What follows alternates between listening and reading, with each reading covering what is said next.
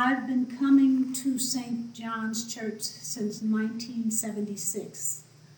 I married my husband in 1971 and moved down to Jersey, but I was teaching in Philly, and I would come down on the weekends.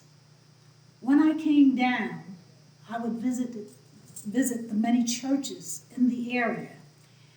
I was trying to find a church that had good preaching and good singing. When I went to the Berlin Farmers Market, I met a man by the name of Leon Busby.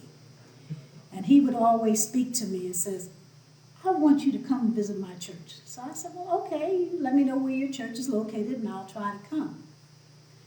Well, it took me 3 years to try to find where this church was.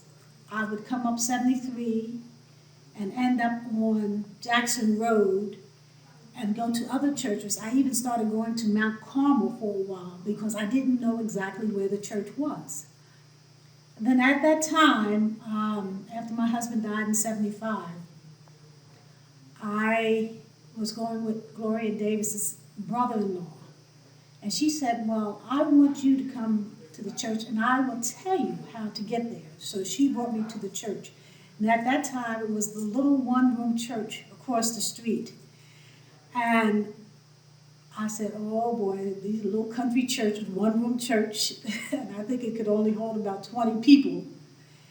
But I was so surprised at the love and the fellowship that I experienced with the church. And Trina was 9 years old at the time, and I was just so amazed how this young girl was playing the piano and singing like she was.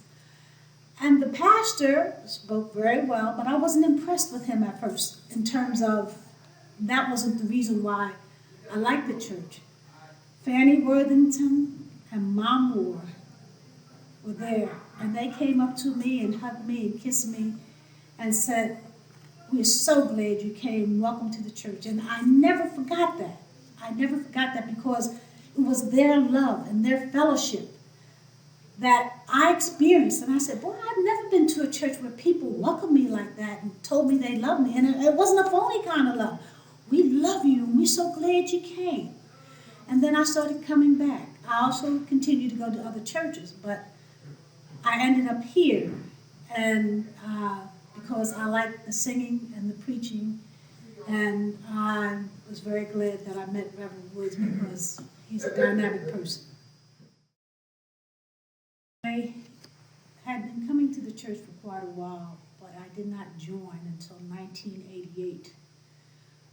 And at that time, I joined the choir for Women's Day, and I've been with the choir ever since.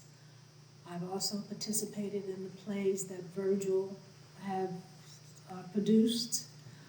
I've helped wherever help was needed in the kitchen.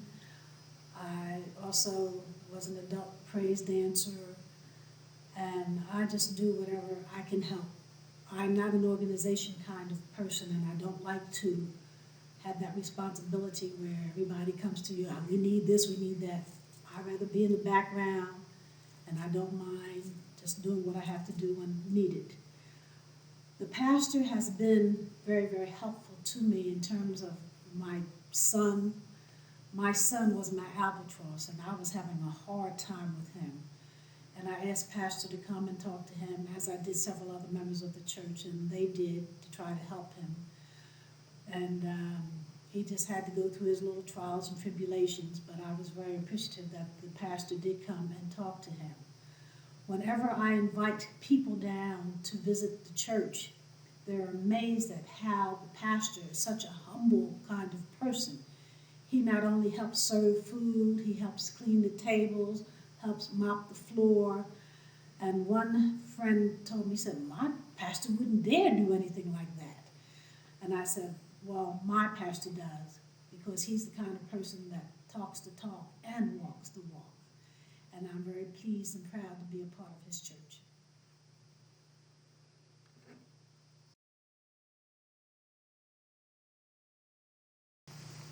I love and respect Pastor Woods as a person. I am not a friend of his, but I do know him from being in the church. And I just admire the way he handles himself and takes care of the church and does what he wants to do.